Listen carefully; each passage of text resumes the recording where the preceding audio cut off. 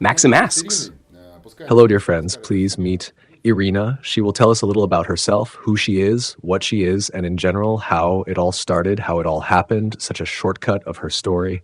Irina, tell us, please." Irina answers. I am pleased to welcome everyone here.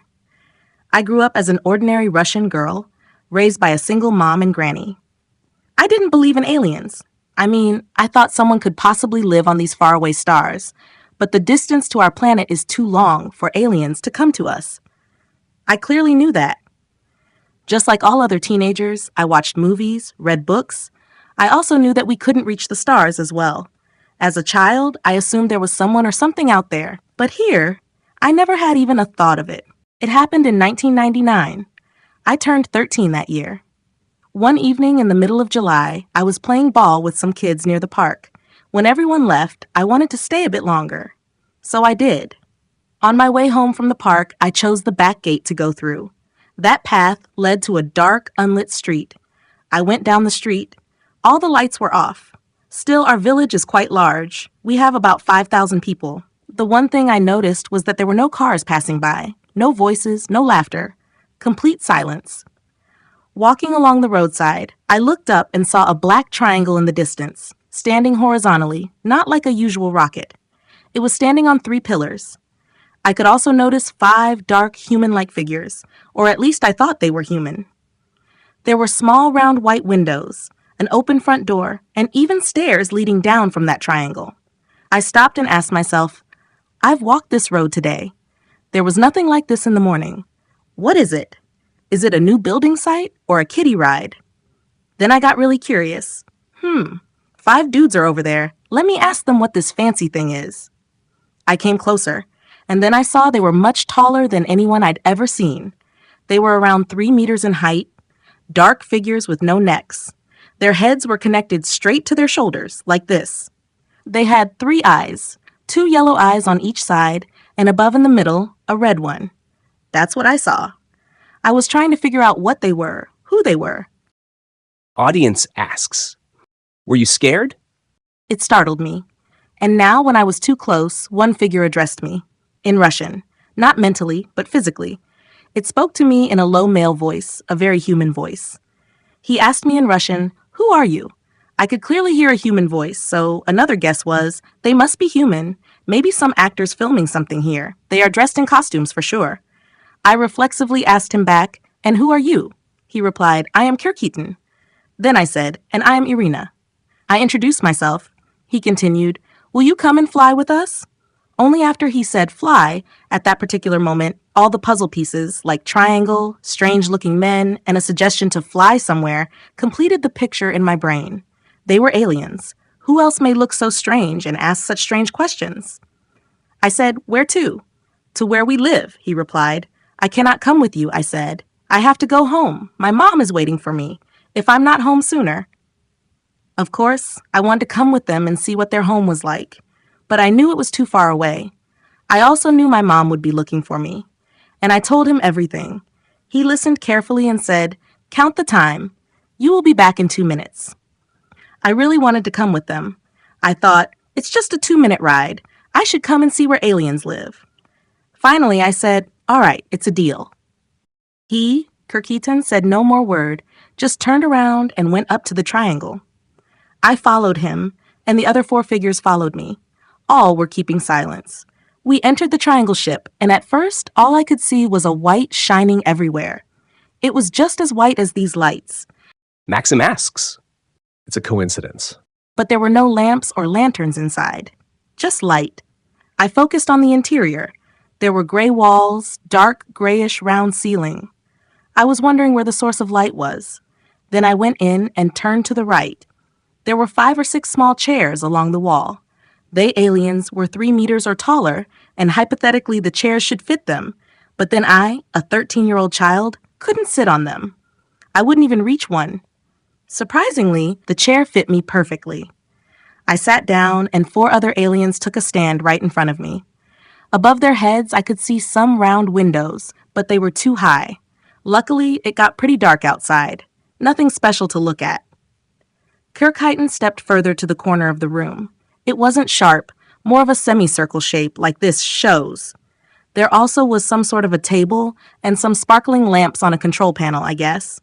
But I couldn't see properly. Kirchiton came over me and blocked the view. Before that, he said, "Sit down and count." I sat down and counted to myself. 1, 2. Surprisingly, I felt nothing special during that space ride. I was sitting on the chair and counting. When the count reached 15, Kirchiton announced, "That is it. We have arrived." Audience asks, how old were you? 13. When I turned to see where the door was, it wasn't there. It was gone.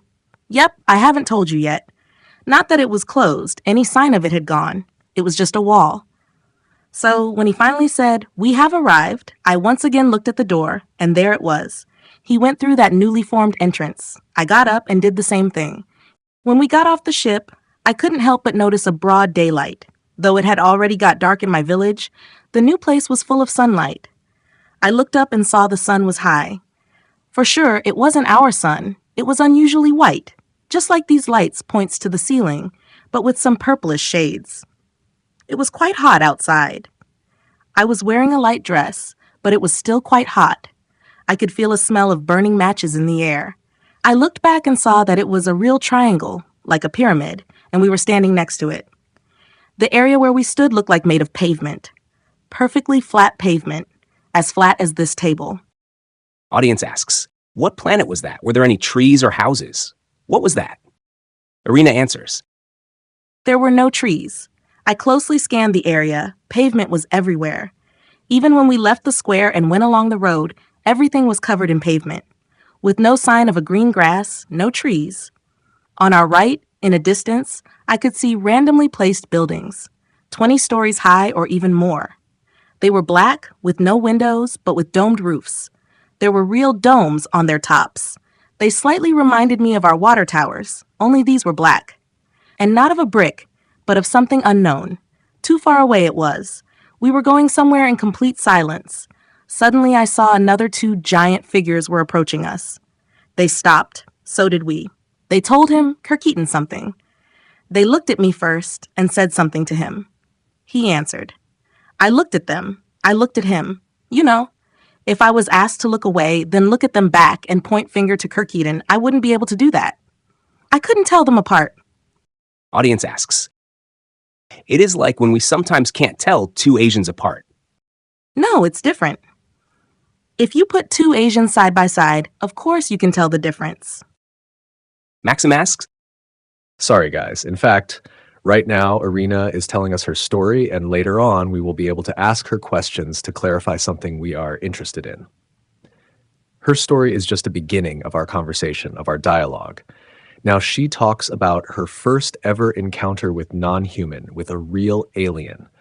Those of you who find the upcoming information useless, or those of you who's not mentally prepared for such information, you're free to go.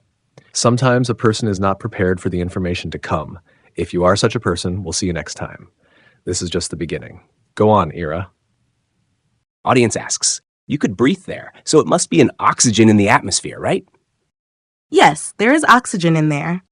Audience asks, what planet was that? That was Daral. In the Cassiopeia constellation, Kirchiton explained it later. Audience asks, what is it called? It is called Daral. What language did they talk? He talked to me in Russian. What about their native language? I remember he said something incomprehensible. They spoke for a moment, then they went to where our ship was. I was breathing that air, but the burning smell brought tears to my eyes. Kirchiton, what's the smell? I asked.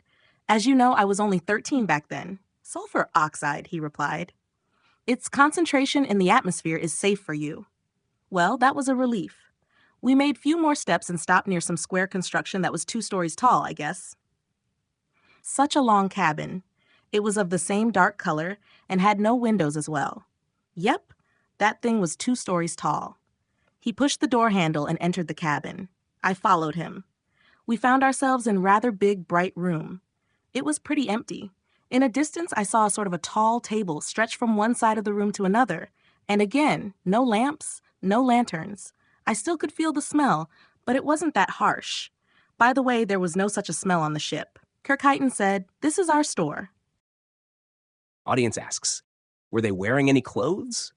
In the light, I got a good look at him. He wore dark jumpsuit. His hands and face were open. His skin was gray and smooth. He had a thumb and 4 fingers on both hands, but they were thin and long. Not a single wrinkle, not a single piece, hair. "Yep," he said, "this is our store." We both came closer to that table. "Here we can purchase some goods," he continued. "Kirchiton," I said, "but I can see nothing. It's too high." He stood beside me, then picked me up and said, "Take a look now."